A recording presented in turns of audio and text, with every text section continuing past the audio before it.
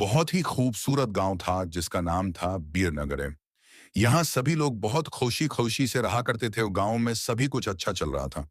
और इसी बीच अमेरिका से एक फैमिली अपने पुश्तैनी घर में रहने आती है। उस परिवार में पति पत्नी और उनका छोटा सा बेटा थे, जो अपने हवेली में रहने आए थे। सभी के आते ही गांव वालों में खुशी की लहर दौड़ पड़ी, क्योंकि यह फैमिली कोई और नहीं बल्कि इसी गांव में रहने वाले एक पुराने जमींदार की थी। और गांव वाले उनकी बहुत इज्जत करते थे। सब कुछ ठीक चल रहा था, लेकिन अचानक एक दिन इस परिवार के बच्चे की तबीयत अचानक बिगड़ने लगती है। सभी को लगता है मौसम का परिवर्तन हुआ होगा, लेकिन बात तो कुछ और ही थी।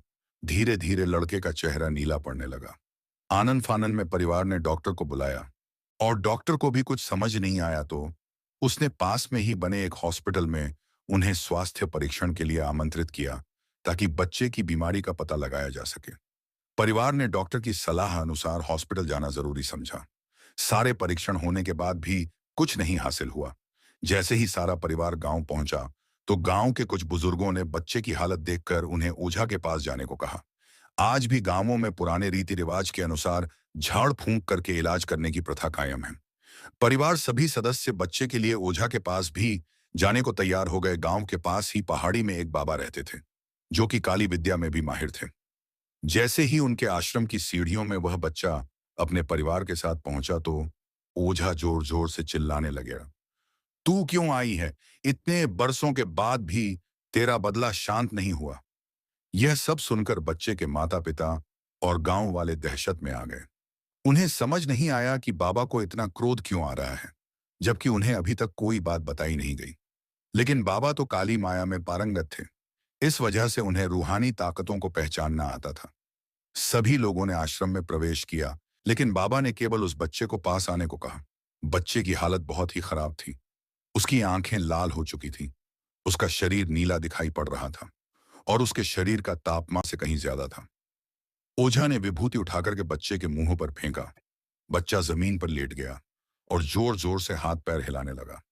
किसी को कुछ नहीं समझा रहा था कि बाबा की विभूति से क्या चमत्कार हुआ कि बच्चा अपने आप जमीन पर लेटकर ऐसी हरकतें करने लगा। तभी अचानक बच्चा अपने पैर की उंगलियों के बल खड़ा हो जाता है, और बहुत ही खूंखार औरत की आवाज में ओझा को उसके पुराने नाम से बुलाया, अरे वो प्रेमनाथ, मैं तुझे नष्ट कर दूंगी। लड़के का ऐसा स्वर सुनकर उसके माँ बाप घबरा गए। लड़के को इस अवस्था में देखकर उन्हें कुछ समझ नहीं आ रहा था कि ऐसा क्यों हो रहा है। तभी ओझा ने एक मंत्र पढ़कर बच्चे को अपने काबू में किया। सारे गांव वाले ओझा से पूछने लगे, बाबा ये सब क्या है? यह बच्चा ऐसा क्यों कर रहा है? तभी ओझा ने बताया कि इसके अंदर कोई चुड़ैल आ चुकी है, जो कि आज 70 साल पहले चोरी के आरोप में जिंदा जला दी गई थी। उसे ऐसी सजा देने वाले कोई और नहीं बल्कि इसी बच्चे के दादाजी थे। और वह चुड़ैल अपना बदला लेने इसलिए आई है क्योंकि वह गर्भवती अवस्था में जिंदा जली थी, और उसके कोख में पल रहा मासूम बच्चा भी जल गया। इसी वजह से वह उस वंश बच्चे को भी दर्दनाक मौत देना चाहती है, ताकि उसका बदला पूरा हो सके। ये सारी कहानी जानने के बाद उसके परिवार वाले ओझा के सामने गिड़गिड़ाने लगे और अपने बच्चे की जान की भीख मांगने लगे।